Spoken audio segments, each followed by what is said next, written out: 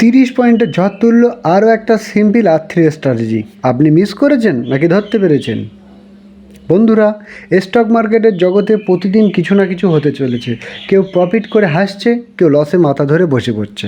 কিন্তু যারা সঠিক স্ট্র্যাটেজি ফলো করে সেই বড় বড় মুভগুলো তারা সহজেই ধরতে পারে। আজকে আমরা আলোচনা করব ইনফোসিসের ক্ষেত্রে ঠিক তেমনই একটা বড় মুভ যেটা ধরা পড়েছে একদম simple strategy, R3 long strategy দিয়ে। হ্যাঁ, একদম সঠিক শুনেছেন। এত সহজে লাভদায়ক স্ট্র্যাটেজি শুনলে রীতিমতো হিংসে হয়। চলুন তাহলে আমরা দেখে নিই কীভাবে এই ম্যাজিকটা ঘটলো।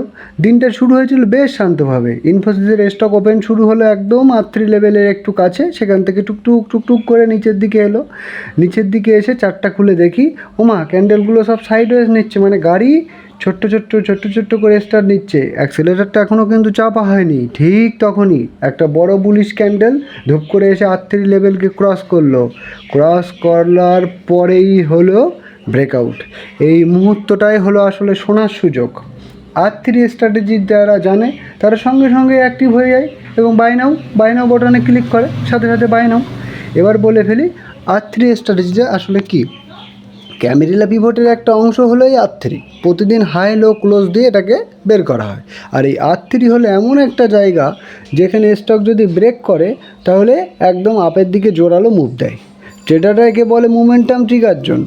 তাহলে এবার কি হলো আমাদের ইনফোসিসের ক্ষেত্রে, সেটা একবারে আমরা দেখে নিই।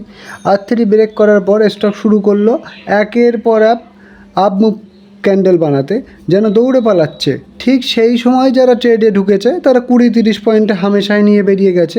একদম সকালে চা খেতে খেতে যারা ট্রেড ধরেছে, দুপুরে খিচুড়ি খেতে খেতে প্রফিট বুক করে নিয়ে বেরিয়ে এসছে। কি মজা, তাই না? চলুন এবার আমরা রিভিউ করি R3 লংয়ের স্ট্র্যাটেজিটা কী। তো R3 লংয়ের স্ট্র্যাটেজি একদম সিম্পল। প্রথমে ক্যামেরিলা পিভটের দুটো পয়েন্ট আছে আমাদের এখানে, R3 এবং S3। আমরা নিচ্ছি R3 লং। তাহলে R3 লংয়ের ক্ষেত্রে কী দরকার? 20 EMA 200 EMA উপরে থাকতে হবে, প্রাইস থাকতে হবে 20 EMA উপরে, একটা স্ট্রং বডি ক্যান্ডেল আমাদের R3কে ব্রেকআউট দিতে হবে, আর নো রিজেকশন ক্যান্ডেল আমাদের এখানে হবে। স্টপ লস থাকবে যে ক্যান্ডেলটা ব্রেক দিয়েছে তার লো বা সুইং লো, আর এন্ট্রি পয়েন্ট থাকবে তার হাই। টার্গেট যেটা ইচ্ছা আপনি রাখতে পারেন, 1:3, 1:4, 1:5 চলতেই থাকবে। এই স্ট্র্যাটেজির সবচেয়ে ভালো দিকটা হলো এতে কোনো ইন্ডিকেটর লাগে না। RSI, MACD, বলিঞ্জার ব্যান্ড কিচ্ছু না, শুধু প্রাইস অ্যাকশান আর ক্যামেরিলা পিভট, অর্থাৎ একেবারে কম খরচে বেশি লাভ। এবার আপনার পালা। চলুন কমেন্টে লিখে জানান আপনি কোন দিন ক্যামেরিলা পিভট ট্রাই করেছেন এবং ইনফোসিসের এই আজকের মুভটা ধরতে পেরেছেন কিনা। আর হ্যাঁ, যদি এই সিম্পল লাভজনক স্ট্র্যাটেজি শিখতে চান তাহলে আমাদের চ্যানেলটিকে এখনই সাবস্ক্রাইব করুন। ভিডিওটা লাইক করুন এবং বন্ধুদের মাঝে শেয়ার করুন, কারণ জ্ঞান যত বাড়বে প্রফিট তত বাড়বে। শেষ কথা হলো একদম বড় মুভ।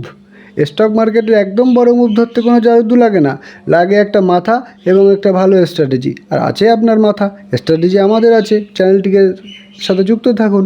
আর ইনফোসিসের এই মুভটা সত্যিই আবার প্রমাণ করে দিল, আজকে না পারলে কাল পারবেন। শুধু শিখে যান আর প্র্যাকটিস করতে থাকুন।